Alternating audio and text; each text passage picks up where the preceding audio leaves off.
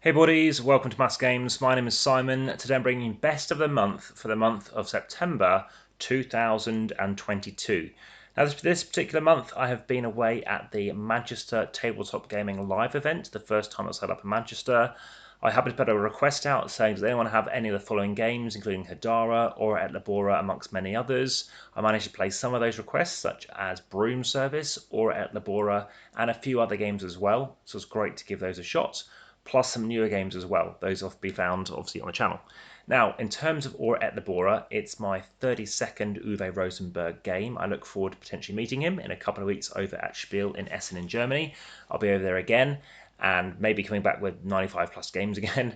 But in this instance, I'll tell you why it is my game of the month, having played 100 different board games and passing 2,000 different board games now that I've now reviewed. So this stands for work and pray, or pray and work is what Or Et Labora means. Obviously labor for work, and aura as in like a halo effect.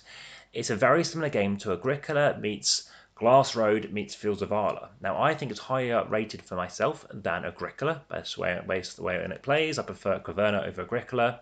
And as much as I like Glass Road, I just like the way that you are now forced to be aware of where those resources are, unlike in Glass Road in Or Et Labora.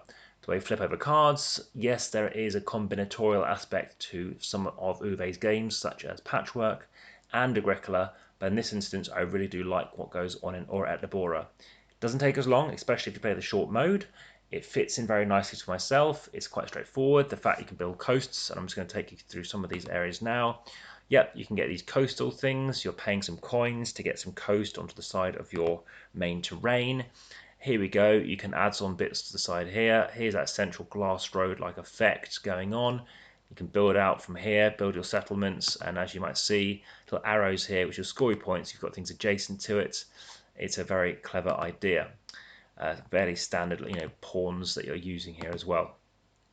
Like I said, 7 coins, you get 3 points for having adjacent settlements, and they can also score you points as well.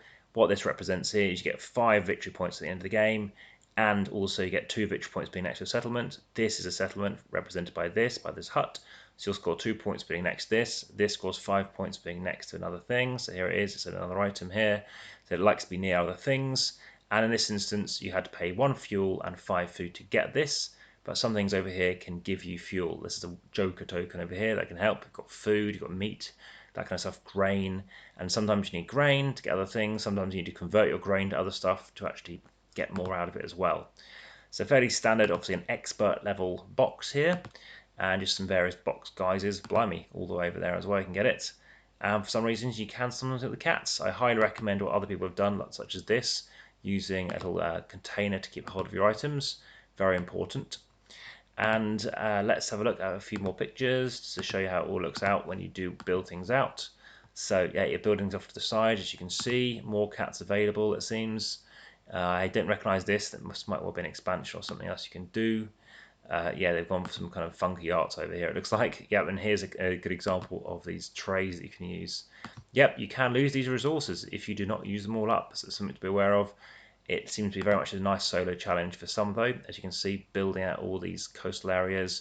Sometimes you need coast to actually place out certain settlements, so sometimes you need to think about that going forward. New different settlements will come out throughout the game. So very nice to play this older game actually. As you've seen, I've played quite a few of these older games. Why not, to be honest? Playing lots of new games. But there we go. This has been Or Et Labora Game of the Month for the month of September 2022. Looking forward to speaking to you again soon. For now, back to the table.